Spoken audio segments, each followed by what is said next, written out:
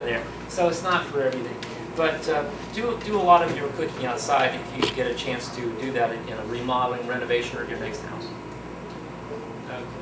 Here's some more pictures. There's John. We didn't know he was going to be here today.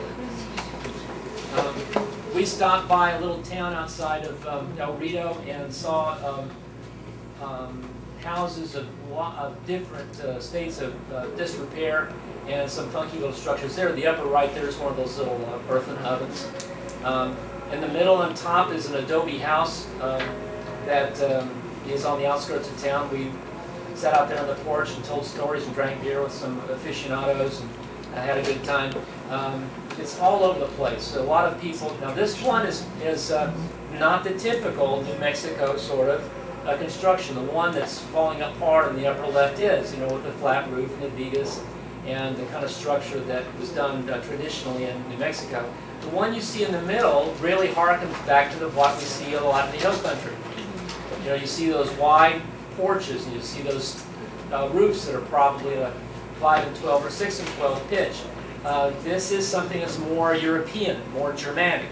And this is the kind of architecture and design that is more appropriate for Central Texas.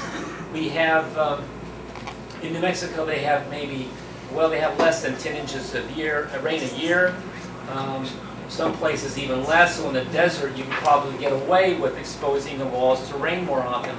In our particular part of the world, you want to have the wide overhangs to keep the wind-driven rain off the walls for one thing, but it also keeps that sun-baked heat off the walls too. And because of the way the flow of heat and energy works around the house, these are also the very cool places to go. Of course, we have to worry about mosquitoes and such. Okay, fine. Make a screen porch. Get out there and really enjoy those wide overhangs, and those will protect your house as well. And so that's the kind of things that you want to think about for designing here. The church on the top, I believe that's a metal roof. Wasn't it, John? That wasn't tile, was it? John, that roof on that rental house, was that metal roof? I don't know. I can't tell you. I can't remember for sure either, but I think it was. Hopefully it was. Yeah, it was. All right. Once again, the sun's not down quite low enough, but that's a really beautiful old church in the bottom center photo. Behind that church, incidentally, was a compound where George O'Keeffe lived. This was her little town. No, it was. Remember what church that was? I don't recall. What was the name of that town? I was just up there last year. Yeah, it was maybe 12 miles outside of El Rito. I'd have to look it up. Anyway, this little general store on the lower right was kind of a funky little thing with a weird tower made out of stacked stones, and it had some sculptures on the top. It looked like a very elaborate lightning rod to me behind it, but it was wonderful, the kind of things that people do in these little communities that are very artistic and very sculptural. This is another house that you can see some very interesting things about it. On the upper left, you can see the part of the roof that is still in place, where you can see where the adobe blocks come up, and on top of the adobe blocks, they've got the vigas, or the big logs that go across and span it for the structure, and then they have the slats that could be, originally they were slats of palms and grasses that are woven, but in this case it was probably a type of a plywood or planks, and sometimes it's even corrugated metal, and then the ballast is held on top by an earthen structure probably, or something to keep it from just blowing off in the wind. And if you do walk away from a house, that will tumble into ruin. You can see the various stages of dilapidation on these other pictures here. The middle lower one, of course, you can see there really well how the roof has fallen in. You see the vigas are still in place. Some of the slats that were holding the roof in just finally gave way. The picture lower left, that's the roof of George O'Keeffe's house. It really stood out in this little town because it had this wide courtyard around it and this plaza in front where the picture was taken. And I didn't even know at the time that it was George O'Keeffe's house because it wasn't like advertised. It wasn't like notices or signs or come visit, that kind of thing. But it was obviously a copper roof. You can see the verdigris sort of oxidization on the roof, sort of like what's happened to the Statue of Liberty. It's gotten very green. So when you see that color, you go, wow, that's copper, which means that somebody with a couple of bucks actually lived there. But that's, of course, a roof that's just going to last and last and last and last and last. The lower right, again, is one of the church structures. I believe that might be the parsonage, from what I could tell in the little yard. So this was all in the same little town. Interestingly, to let you know, an adobe structure doesn't necessarily have to be monolithically dirt. There was a lot of rocks that were shoved up in there. You can kind of take a look where the erosion has gone around some of those rocks.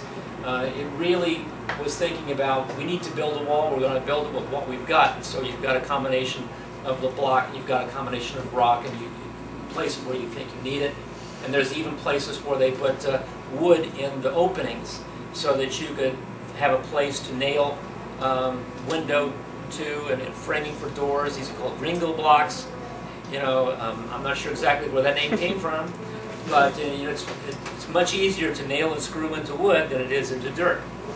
So these are just very simple, logical ways of doing that. Yes. Question. Now, do the rocks actually make the structure stronger, or they're just using what they had? They're using what they had. As far as making it stronger, it's hard to tell.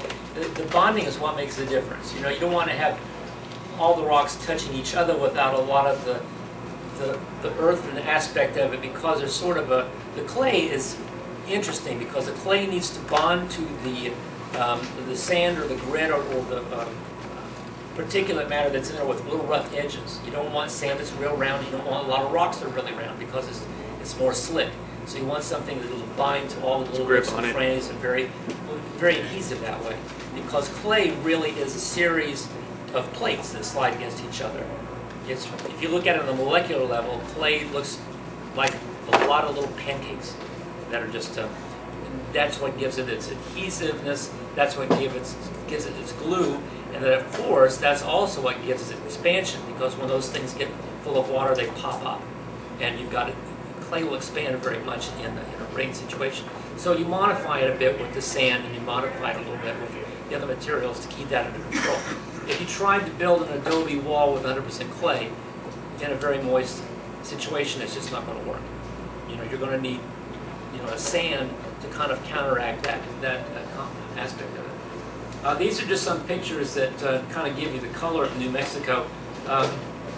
You know that when you're in northern New Mexico, you know you're not in central Texas. It has a whole other appeal as far as the color of the dirt and the rocks and the lichens and the flowers and even that little creek, which does look like it could be in Texas. There's just something about it that says this is someplace else. The lower right picture is what it looked like as we were leaving, where a storm came up in a hurry and ran across the mountains, and it was just very, very dynamic. And if you haven't been, you need to go take a look. What part of New Mexico is this town? El Rito was north of Santa Fe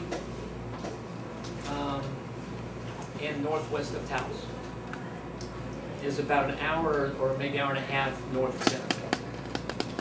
Okay, and the last workshop that I've got photos of here is fairly recent. It was last year, right about the same time as our meeting, and there's my birthday there too. So we had this wonderful Green Star blocks and lime plaster workshop that was out there. I didn't realize until I put this slide together that it looks like she's putting up a block with a little tiny guy on top. But it just looked kind of bizarre that way. He's up there straightening and helping out. But no, he's on the other side of the wall. But this is